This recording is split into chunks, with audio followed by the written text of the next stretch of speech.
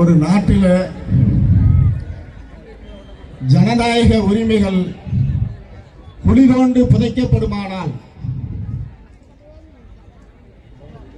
மக்களிடத்தில் மக்களின் நலனிலே எந்தவித அக்கறையும் காட்டாமல் மக்களுடைய உரிமைகளை கசைக்கு பிழிந்து எறிவார்களானார் அந்த ஆட்சியாளர்கள் காட்டு தர்பார்களை செய்வார்களானால் அதுதான் பாசிசம்.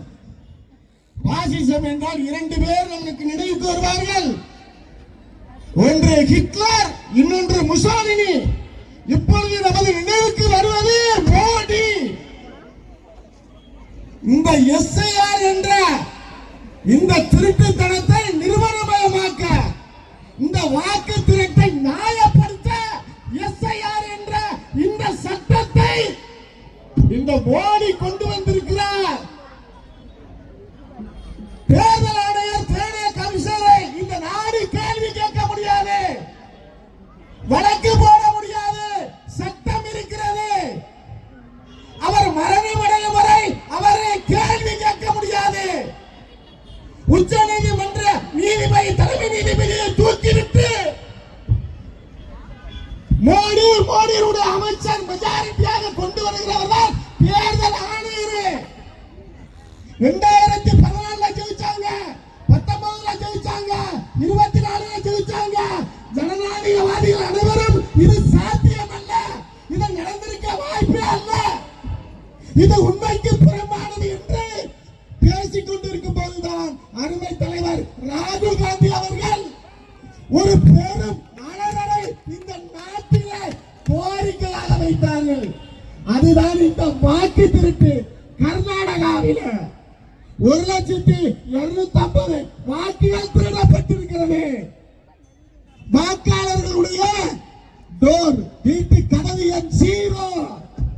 அப்படி தேடி பார்க்கும் போது 0 என்ற முகவரியே இல்லை. ஒரு வீட்டில நூற்றுக்கணக்கானவர்கள் போலி வாக்காளர்கள். ஹரியானா, மகாராஷ்டிராவில இப்ப நம்ம செலுத்துறோம். 5 மணிக்கு ஒரு நிலவரம் இருக்கும், மறுநாள் காலையில ஒரு நிலவரத்தை சொல்லுவார்கள். அந்த நிலவரம் 1% 1% தாண்டாது. ஆனால் 7.83% அந்த தாண்டி இருக்கிறார்கள். கிட்டத்தட்ட 1 கோடி வாக்குகள் திருடப்பட்டிருக்கு, வாக்களிக்கப்பட்டிருக்கிறது. இப்பவும் ராகுல் காந்தி அவர்கள் சொல்லுகிறார்கள், இது எல்லாம் சாம்பிள் தான். எங்கேயாவது ஓட்டு நாய் போட முடியுமா? குட்டா பாபு என்ற ஒரு நாய், குட்டியா பாபு என்ற நாய், டாக் பாபு என்ற நாய், அவர்களுக்கு வாக்காளர் அட்டை கொடுக்கப்பட்டிருக்கிறது, கொடுக்கப்பட்டு வாக்கும் செலுத்தப்பட்டிருக்கிறது. இது எல்லாம் சாம்பிள் தான். இன்னும் இருக்கிறது, மகாராஷ்டிராவில் இருக்கிறது, மத்திய பிரதேசத்தில் இருக்கிறது, உத்தரகாண்டில் இருக்கிறது என்று ராகுல் காந்தி சொல்லுகிறார், சொல்லிக் கொண்டிருக்கிறார்.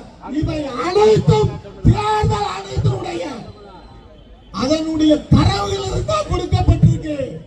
தேர்தல் ஆணையம் என்ன தரவுகளை தந்திருக்கிறதோ அந்த தரவில் இருந்துதான் இத்தனை வாக்குகளும் திருடப்பட்டிருக்கிறது. எஸ்ஐஆர் நீங்க சொல்றீங்க, எஸ்ஐஆர் நீங்க முடிச்சிட்டீங்க. எஸ்ஐஆரை முடித்த பிறகு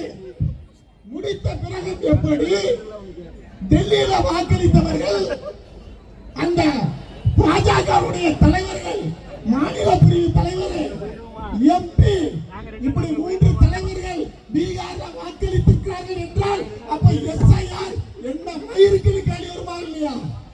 மயிர்களை மன்னிச்சிருங்க, அப்படி ஒரு கேள்வி வருமா வரலையா? இது போன்ற திருட்டுத்தனத்தை இன்னொரு தெரியுமா, புறவாசல் வழியாக எப்படி இந்த நாட்டை எப்படி கைப்பற்ற வேண்டும் என்று ஒரு சட்டத்தை கொண்டு வந்திருக்கிறான். என்ன சட்டம் தெரியுமா?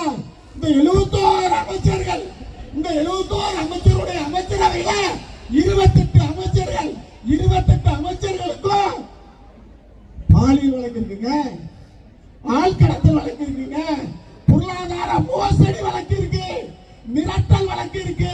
இவர்கள் தான் கொண்டு வந்திருக்கிறார்கள் பிரதமர்கள் மீது முதலமைச்சர்கள் மீது அமைச்சர்கள் மீது ஒரு நடவடிக்கை ஒரு வழக்கு போடப்படும் என்றால் 30 நாட்களில் அவருடைய பதவிகள் பறிக்கப்படும் என்று எல்லா நாட்டிலும் புரட்சி வெடித்திருக்கிறது.